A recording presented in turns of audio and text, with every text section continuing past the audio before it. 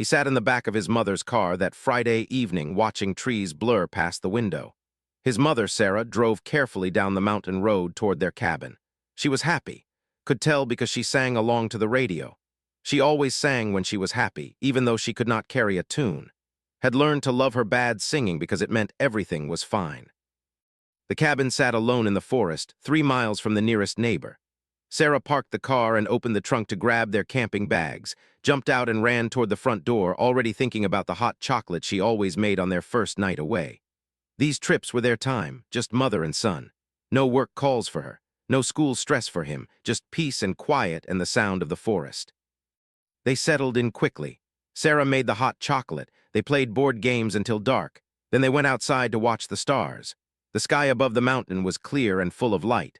Sarah pointed out constellations and told him old stories about heroes and monsters, fell asleep against her shoulder, safe and warm.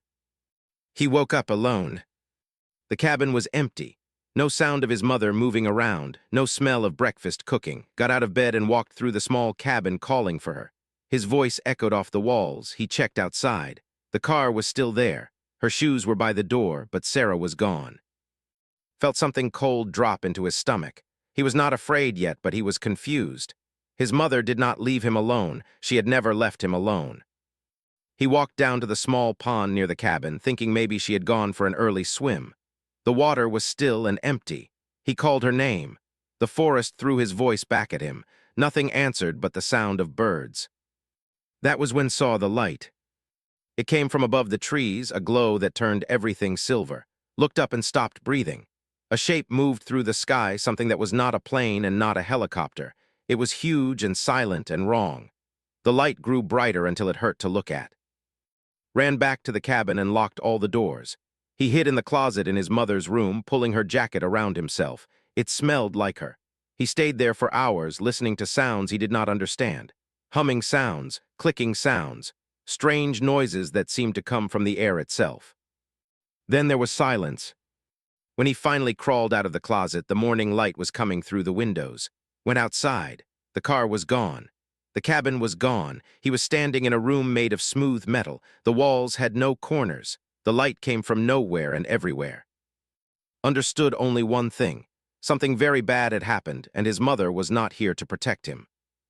The room changed. A door opened in the wall. Tall figures moved toward him. They were not men and not animals. Their skin was blue and smooth like plastic. They had no hair. Their eyes were black and empty. They moved with careful precision, like robots that had learned to walk. One of them reached toward. He screamed and tried to run. His small legs carried him away from the door, but there was nowhere to go. The room had no other exits. A thin tube touched his arm. Everything went dark. He woke in a cell. The cell was white and empty except for a sleeping shelf and a toilet. The door was made of glass. Through it could see other children in other cells, a girl with purple skin, a boy with 4 arms, a small creature with fur that looked almost like a rabbit. None of them looked like anything from Earth. Was scared in a way that made his stomach hurt.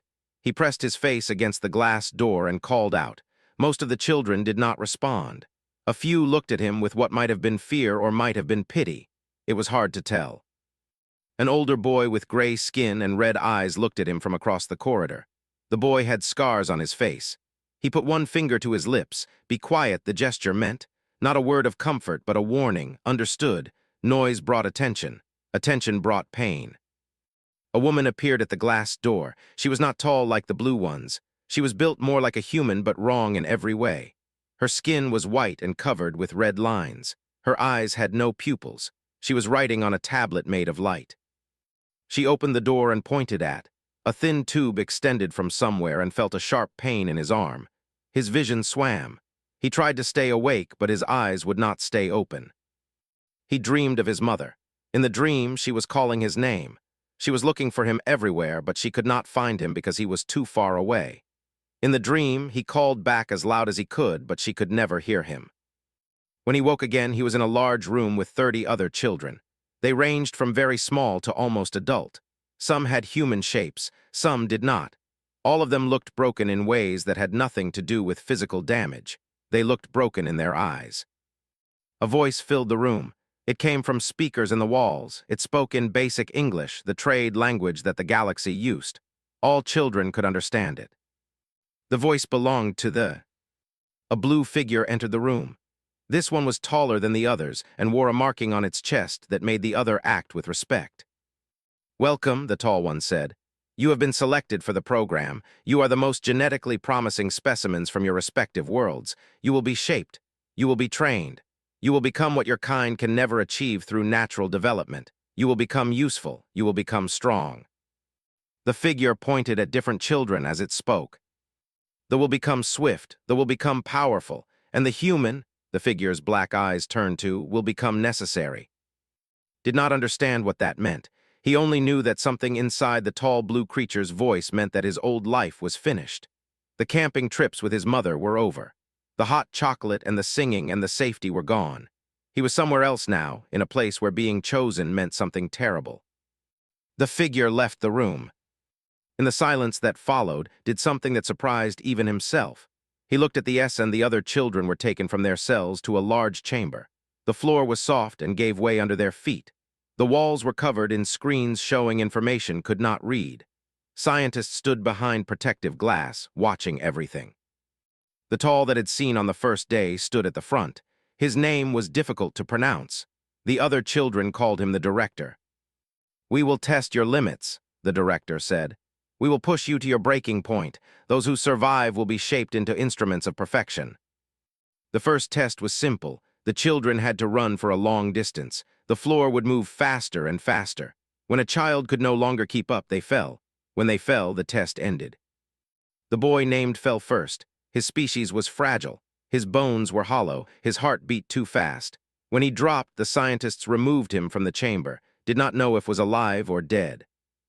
The boy lasted longer. His thick legs pumped hard. His red skin was covered in sweat. But when his heart began to fail, he too was taken away. Kept running. His human legs built for distance and endurance carried him forward.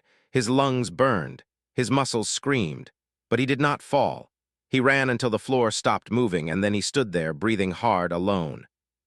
The director looked at him with what might have been approval. "The human shows promise," the director said. "Continue with advanced trials." Over the next weeks, the trials continued.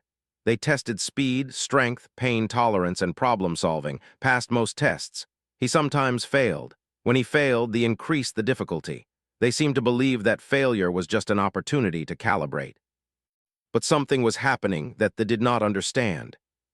Began to notice that the boy was getting sick. The fragile creature was struggling to breathe in the artificial air of the ship. His skin had lost its color. He could barely walk to the testing chamber. They did not care. They needed to gather data. One was the same as any other to them, was just a data point. In the dormitory where they slept, moved closer too. The creature was barely conscious. His breathing was shallow and pained. Asked another child, a girl with blue skin and tentacles where her arms should be, if she knew what was wrong. She told him that needed a medication. They gave it to the senior researchers to prevent them from getting sick from the filtered air. That night made a choice. He had learned where the medication storage was. He had learned the patterns of the guards. He had learned that there was a small window of time when the north corridor was empty. He moved through the ship like a shadow. His small human frame fit through spaces that larger creatures could not use. He found the storage room. The lock was simple. He opened it and grabbed several bottles of the blue liquid. He ran back through the corridors. His heart pounded. If he was caught, the punishment would be severe, but he did not stop. He got back to the dormitory and found in his sleeping pod, opened the bottle and poured the medicine down the creature's throat. Within minutes, his breathing became easier. His skin began to regain its natural color. The next morning, the guards came. They took to a white room. The director was waiting.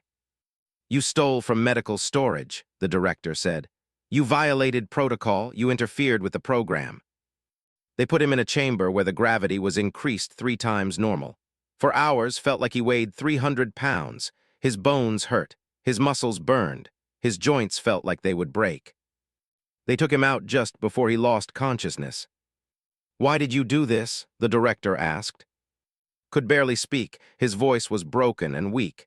"He was dying. He was a person. I could not let him die." The director stared at him. You damaged yourself to preserve another specimen. You acted against your own survival. Yes, said. The director left the room. For a long time, nothing happened. Thought they would put him back in the gravity chamber. Instead, they took him back to the dormitory. Was alive and recovering. The creature saw and made a sound that might have been gratitude or might have been relief. Sat next to him and they stayed there in silence. That was enough. But something important had changed in the understanding of. The scientists began to study his choices more carefully. They saw that he would not allow others to suffer when he could prevent it. They documented his behavior. They made notes, and they came to a conclusion. They believed was being shaped by their program into a perfect weapon. They thought 6 months after was taken, Sarah Miller sat in a small office in a government building in Washington. Across from her was a man named. He was an astrophysicist. He was also the father of a missing girl named Amy. Sarah had never met before this morning. They were part of a group now, 17 parents of missing children. All children had vanished from remote locations. All the disappearances happened at night. All the parents had the same impossible story. They had seen strange lights. They had heard strange sounds. Their children were gone. The police had called them crazy.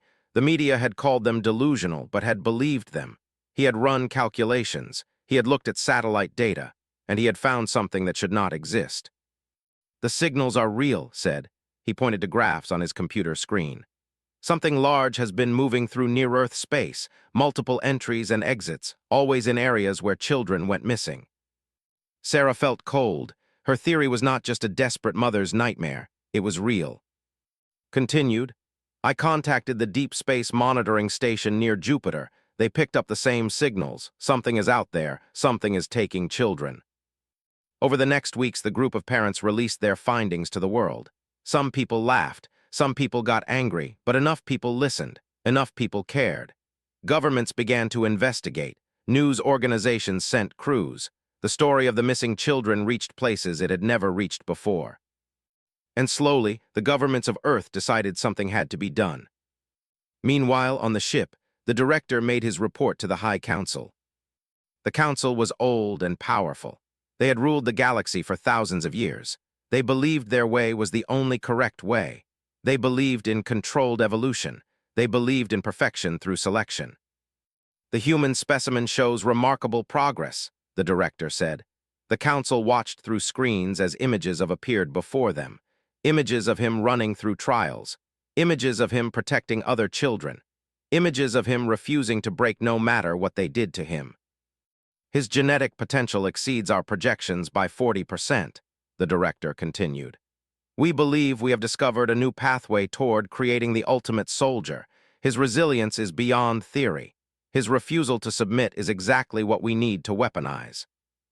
One of the council members, an ancient with markings that showed hundreds of years of life, spoke slowly. You believe this human is broken, that he will serve our purposes. Yes, the director said with certainty.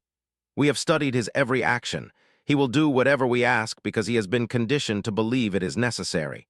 He will sacrifice anything because we have taught him that sacrifice brings reward. He will become our instrument. The council voted. The decision was unanimous. The human specimen would be moved to the final transformation chamber. His next trial would be designed to unlock his full potential.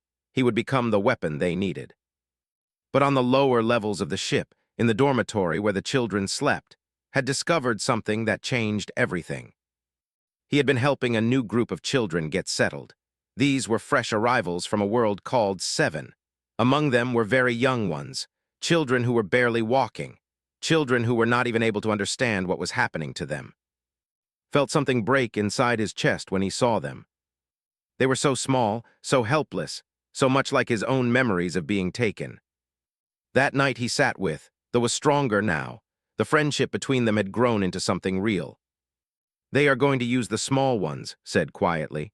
They are going to do the tests. The small ones will not survive the tests. Made a low humming sound. It was what did when they were sad. I have to do something, said. I cannot let this happen again. Looked at him with his large black eyes. They will punish you worse. They will make you suffer.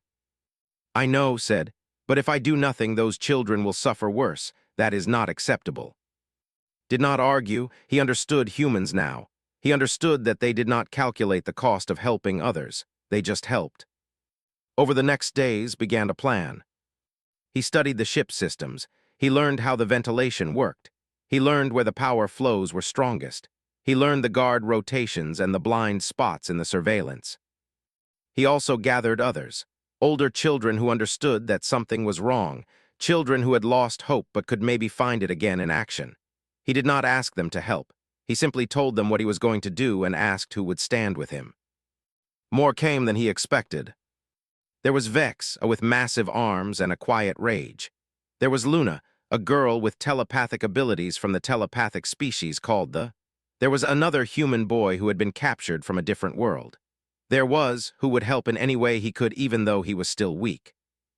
When the new shipment arrives, told them, they will be weak and confused, though will run their baseline tests. There will be a moment when the surveillance systems cycle. That is when we move, we free the small ones, we get as many children as we can out of this place. They will hunt us, Vex said. His voice was like rocks grinding together. Yes, agreed. And they might catch us, they might put us in the chambers and make us hurt, but at least we will have tried. At least those small children will have a chance. Luna closed her eyes and put her hand on shoulder. When she opened them again, she had tears on her face. I can feel what you mean, she said. Every human thinks like you. It is beautiful. It is also very dangerous. For us, said, but that is the point. We are the ones strong enough to help, so we have to. He looked at each of them. These were not warriors. They were not soldiers. They were children. But they were also braver than they knew. On Earth was still working. The governments were still planning, but neither side knew that the real change was coming from inside the ship. It was coming from a 7-year-old human boy who understood one simple truth, that sometimes you had to fight even when you knew you might lose. Sometimes Yo woke before dawn. His heart was calm. He had learned to control his fear. He had spent months preparing for this moment. Now it was here. In the dormitory, his group was already awake. Vex sat quietly by the wall. Luna moved from child to child, using her telepathic powers to tell them what was about to happen. Checked the stolen equipment one more time. Waited by the door to the ventilation shaft that had learned to open. The surveillance system would cycle for exactly 4 minutes at 600 hours. That was their window. At 5:59, alarms began to sound throughout the ship, but not the alarms had expected. These were different. They were the arrival alarms. New children were coming in. The timing was perfect but wrong. The small children were arriving early. Made a decision. He signaled to the others. They moved. Pushed into the ventilation shaft with surprising strength for his fragile body. Luna ran toward the storage levels where they had hidden tools and supplies. Vex and moved toward the arrival bay. Went to the terminal he had been studying for weeks. His fingers flew across the touchpad. He had studied this system for so long he could work it in the dark. He rerouted the central surveillance feed. He looped the recording from the previous hour. He opened every electronic lock on the children's dormitories. Alarms began to sound, did not stop. He was moving too fast now. The moment had come and there was no going back. Children started moving through the corridors, hundreds of them. Some did not understand. Some had been trained to follow orders, but many of them had been waiting for this chance. The guards responded with speed and force. They came down the corridors with weapons that shot energy. They came with armor and training and technology that humans could never match. They came expecting to stop a rebellion. What they did not expect was that they were trying to stop a child who was out of options. Vex blocked the first corridor. His massive frame filled the entire passage. The energy weapons struck him and he felt nothing. His people had evolved on a world with crushing gravity and radiation. Energy weapons were almost useless. He moved forward and the guards scattered before him, their confidence shattered by a creature they had been taught to believe they could control. Luna used her telepathic powers to slow the guards down. She filled their minds with confusion and fear. They became uncertain. They made mistakes. That was all their attackers needed. Had found a way into the weapons locker. He distributed stun devices to the older children. These weapons did not kill, but they caused pain that incapacitated. He taught the older children how to use them, but did not run with them. Instead, went deeper into the ship. He went to the central power core. He had memorized the schematics. He knew exactly what to do. He placed the devices that had stolen. He set them on a timer. 90 minutes before the core would overload. 90 minutes for everyone to evacuate. 90 minutes before the ship would start to fail. 90 minutes before they would have to choose between capturing children and saving their own vessel. He turned to run. That was when he saw the director. The tall blue figure stood in the corridor with two guards. His black eyes showed no emotion. He looked at with what might have been scientific interest or might have been something else entirely. "The human," the director said. "You have done well. You have demonstrated exactly the potential we predicted. You will be useful." Did not answer. He kept moving toward the director. "You cannot defeat us," the director said. "We are superior. We are evolved beyond such primitive concepts as fear and pain." Ran toward him, and the director did not move. He believed himself untouchable. He believed was just a child. He believed his own superiority. He was wrong. Was small, but he had learned from Vex. Was weak, but he had learned from. Was alone, but he had learned from all of them. And he had learned the most important thing of all from his mother before she was taken from him, that sometimes being small and seemingly weak was an advantage. Sometimes the smallest creature was the most dangerous because no one expected it to be dangerous. The director reached for. His movements were precise and controlled, but was not moving where the director expected.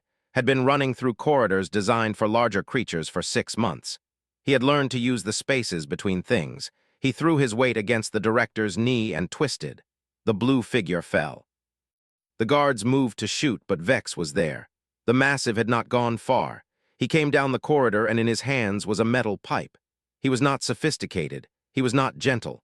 He was just a child who was strong and angry and willing to hurt things that had hurt others. The guards backed away. Rand. Time was moving faster now. Children were flooding through the corridors. They were confused because their weapon that they thought they had built was being turned against them. The rebellion was spreading. Word had gone through the telepathic network that Luna had set up. The humans were not the only ones who wanted freedom. They were moving. Even the younger children from species that had been thought too weak were making choices. They were moving toward the evacuation pods. They were moving toward escape.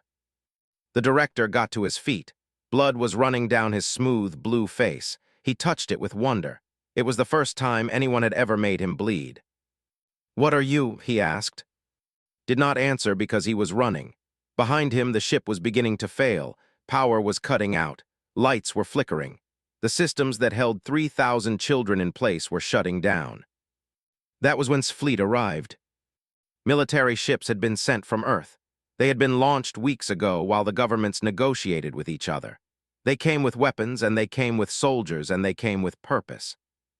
The military commander, a hard woman named Captain Diana Foster, had one order: take the ship, free the children, and bring them home. The battle was not long. The vessel was built for control of prisoners, not for war. It had weapons, but it was slow to respond. The human warships were faster and more aggressive and willing to accept casualties to win. The evacuation began in chaos. Helped move children toward the docking bay where Earth shuttles were landing. He did not think about his own safety anymore. He thought only about the small ones, about who was moving slowly because his weak body was tired, about Luna, whose telepathic powers were spreading the message to children lost in the ship, about Vex and all the others. They tried to stop them. The director appeared one more time. He was bleeding and injured, and his perfect blue face was marked by failure. He reached for with one hand. Vex knocked him away, not hard enough to kill him, just hard enough to make him understand that he had lost. The children poured into the shuttles. As the last shuttle lifted off, looked back at the ship. It was beginning to break apart. The power core was failing. Everything they had built was falling. In the docking bay of the flagship collapsed on the floor. He was alive. His friends were alive. The children were free, but did not feel like a winner.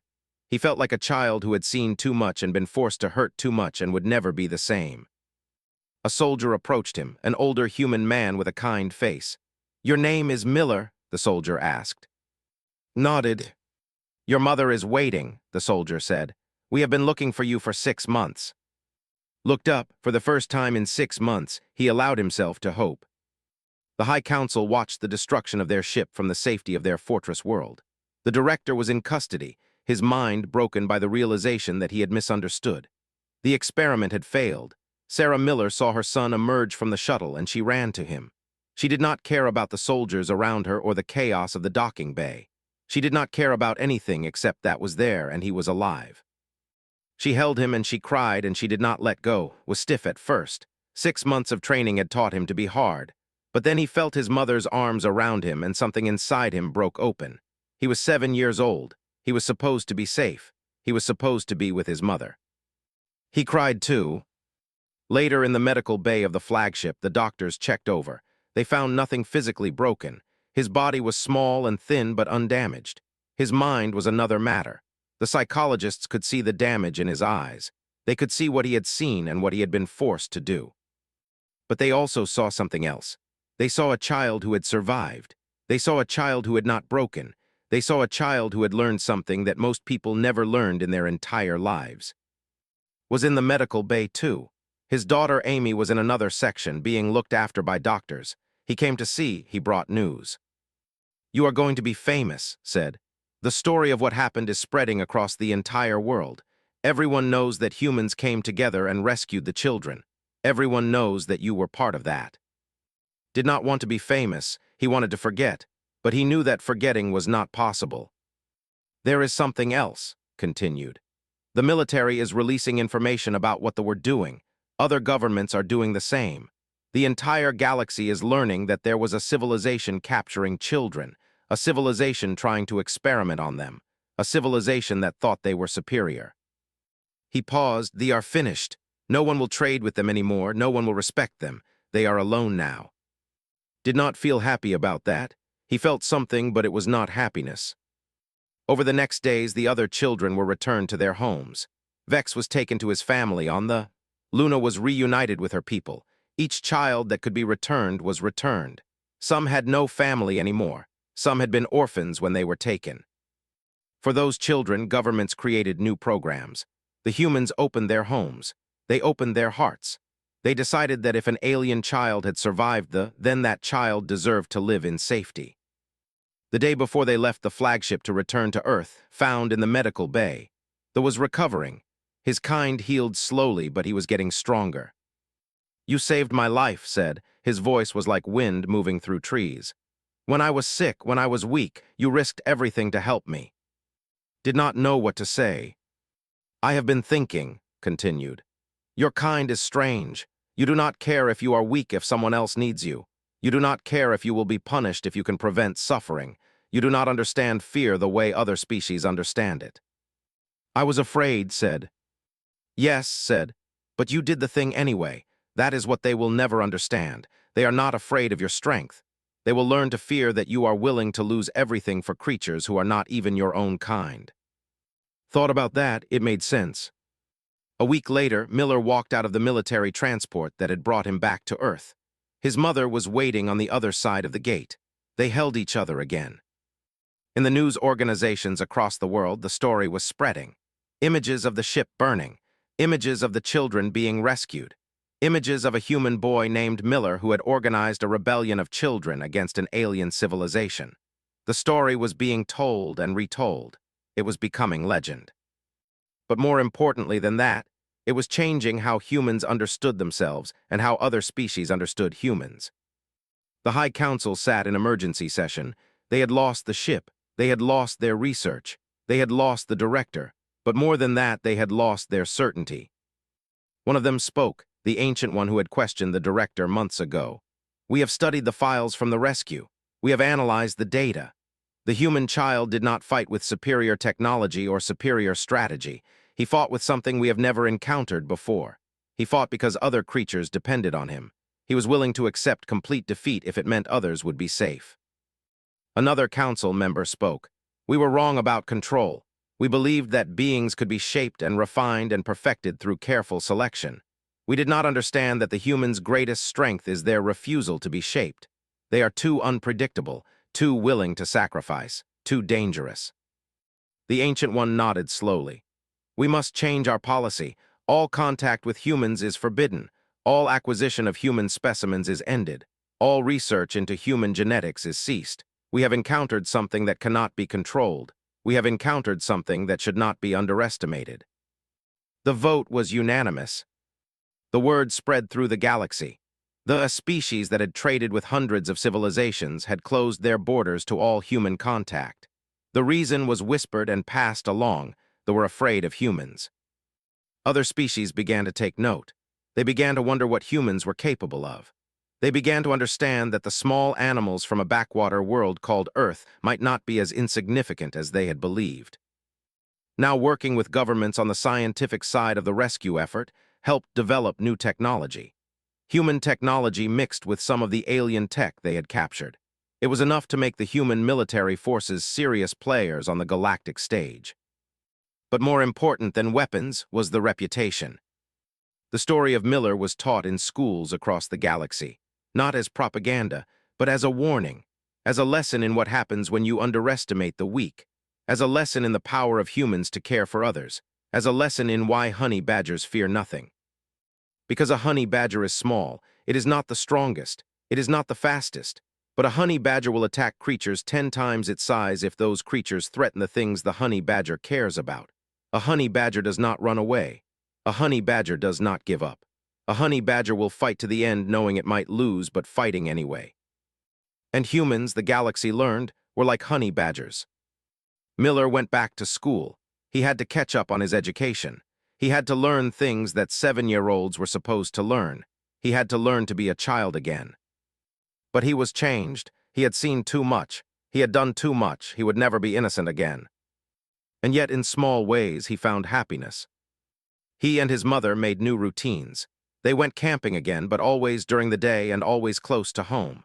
She made him hot chocolate. They watched movies together. They tried to create some sense of normalcy in a world that would never be normal again.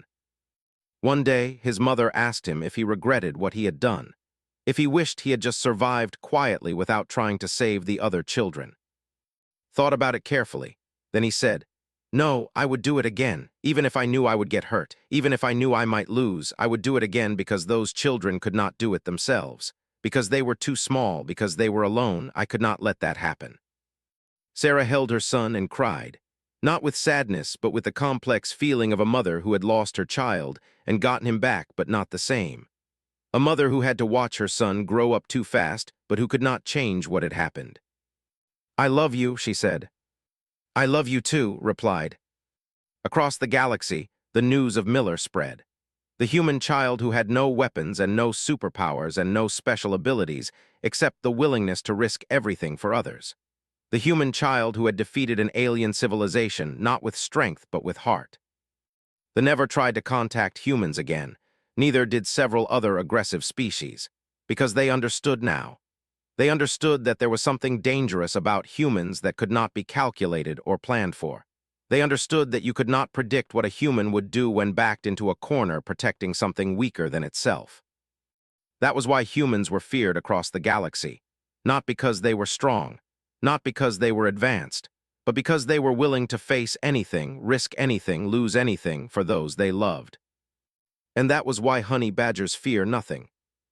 They had tried to create a weapon, and instead they had learned something that would terrify them for the rest of their lives. They had learned what happened when you underestimated humans. They had learned that the most dangerous creature in the galaxy was not the biggest or the strongest or the most evolved. The most dangerous creature in the galaxy was one that would fight to the end not for itself, but for those weaker than itself. They had learned to fear the honey badger. You had to protect those weaker than yourself, no matter the cost. They had taught how to use their own systems against them. They had given him access to the ship. They had shown him everything he needed to know. They just had not understood that teaching a human how to do something was not the same as controlling what a human would choose to do with that knowledge. His protective instincts were evidence of their success. They thought they could program courage. They thought they could create a creature that would sacrifice for their purposes. They did not understand that was not being shaped at all. He was simply being himself. He was simply a human child doing what human children do when they are strong enough to help. He was simply protecting the weak. But they had never encountered this before. They had never met a species that would damage itself to help others. They had never imagined that self-sacrifice could be anything other than a tool to be manipulated. So they watched more carefully. They pushed him harder. They tried to break him and remake him in their image. And with every test, with every trial, with every moment that refused to break, they became more convinced that they had discovered the perfect specimen. What they did not understand was that they were watching a human child choose his own path, and that path would lead them all toward a reckoning they could never have predicted. Small creature next to him, the one that looked like a rabbit crossed with a person. It was shaking, it was scared. Reached out and took its hand. It was a small thing. It was nothing that they would ever understand. But it was the first thing Miller did to survive in this new world.